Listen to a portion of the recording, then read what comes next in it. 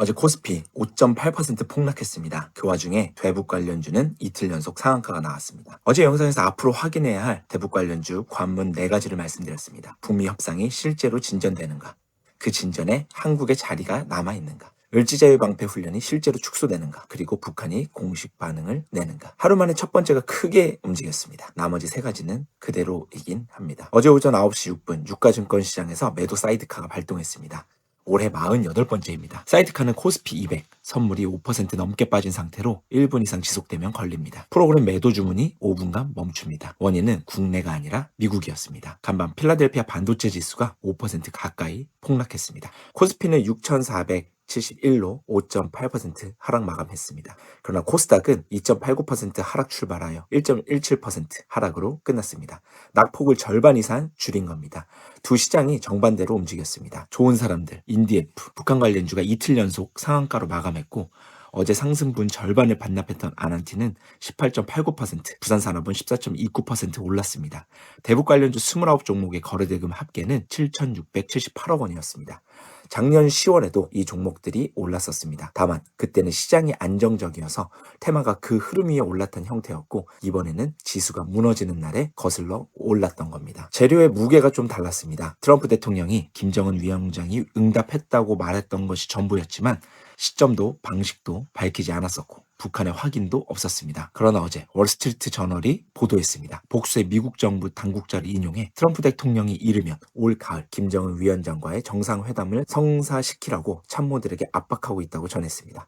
회담 시점으로는 11월 중국 선전에서 열리는 에이펙 정상회의 참석을 위한 순방 기간도 논의됐습니다. 날짜가 처음 붙은 겁니다. 작년 10월에는 만나고 싶다고 말만 있었고 날짜는 없었습니다. 그리고 2달 뒤 미국 국가안보 전략에서 북한은 한 번도 언급되지 않았었습니다. 여기서 하나 짚고 가보겠습니다. 인과관계는 A가 원인이 되어 B가 일어난다는 뜻이고 상관관계는 A와 B가 함께 움직인다는 뜻입니다. 둘이 다릅니다. 즉 미국이 한국 전당대회를 보고 회담을 추진했다는 근거는 인과관계가 없습니다.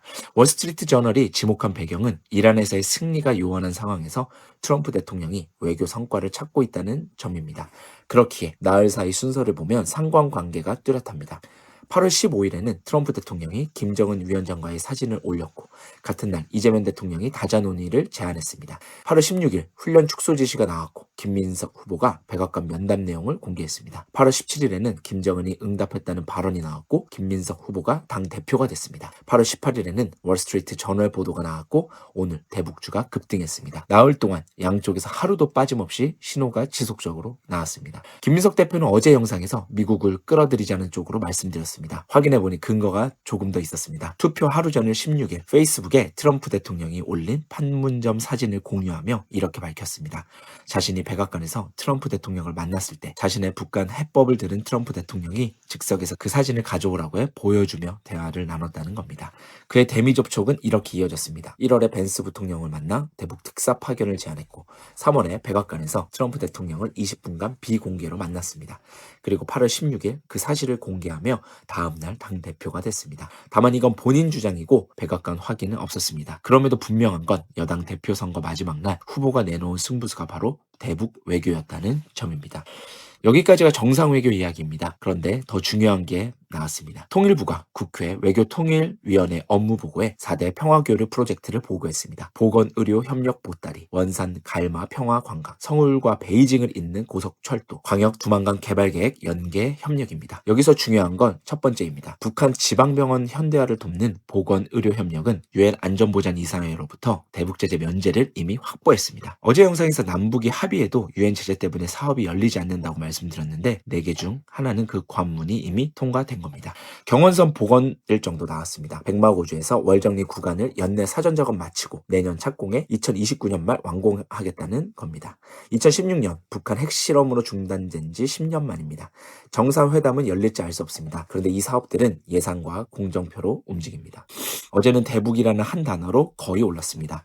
오늘은 29종목 중 12종목이 내렸습니다. 5% 넘게 빠진 것도 여럿입니다. 그런데 테마 거래대금은 7,678억 원으로 오히려 늘었습니다. 상위 3종목이 전체의 54.8%, 그중 한 종목이 32.6%였습니다.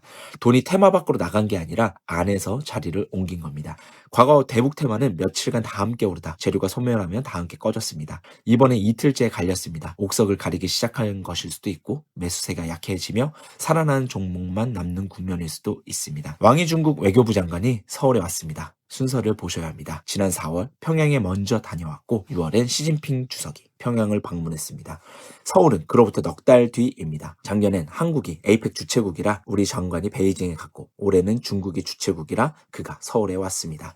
오후 회담 발언에서 그는 한반도의 가장 중요한 이웃 나라로서 중국이 평화와 안정을 위해 계속 건설적인 역할을 하겠다고 밝혔습니다. 한국과 북한 두 나라가 점차 평화 공존의 기회를 따라갈 수 있기를 바란다고 했습니다. 평화 공존은 이재명 대통령이 나흘 전 광복절 경축사에서 쓴 표현입니다.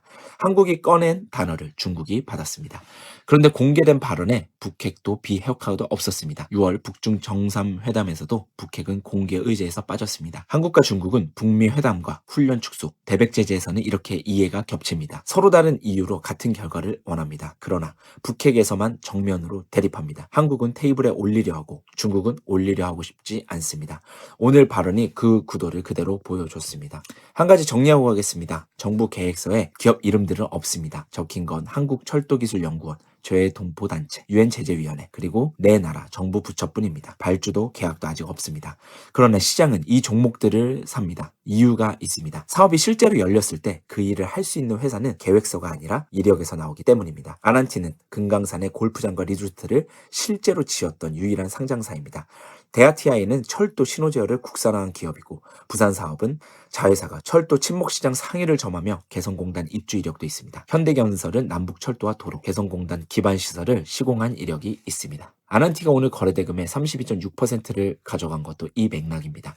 2022년에 장부에서 지웠지만 지었었던 이력까지 사라진 건 아닙니다. 다만 간격도 있습니다. 관광 프로젝트에 적힌 지명은 금강산이 아니라 원산 갈마입니다.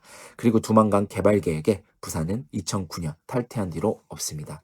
11월 선정까지 석 달이 남아 있습니다. 이 기간에 진행될 일이 이미 잡혀 있습니다. 9월에 워싱턴에서 미중 정상회담이 열리고 9월 한 달간 평화경제특구 개발계획 접수가 진행되고 여당 대표의 미 중일 방문도 연내로 예고되어 있습니다. 반대로 멈춰있던 건 북한의 응답입니다. 김정은 위원장은 2월 당대회에서 남한을 동족 범죄에서 영원히 배제하겠다고 선언했고 6월 전원회의에서도 한국을 가장 적대적인 국가로 규정했습니다. 통일부도 오늘 보고에서 북한이 대남 정책에서 경계와 관망 기조를 이어갈 것이라고 전망했습니다. 12월이 가까워질수록 기대는 커집니다. 그러나 그 일정 안에 남북 회담은 한 줄도 없습니다. 오늘 오른 종목들이 매출을 내려면 결국 북한이 남한을 상대로 인정해야 하는데 그 시도는 석 달 뒤에도 나오지 않을 수 있습니다. 그만큼 변동성이 클 수 있다는 증거입니다.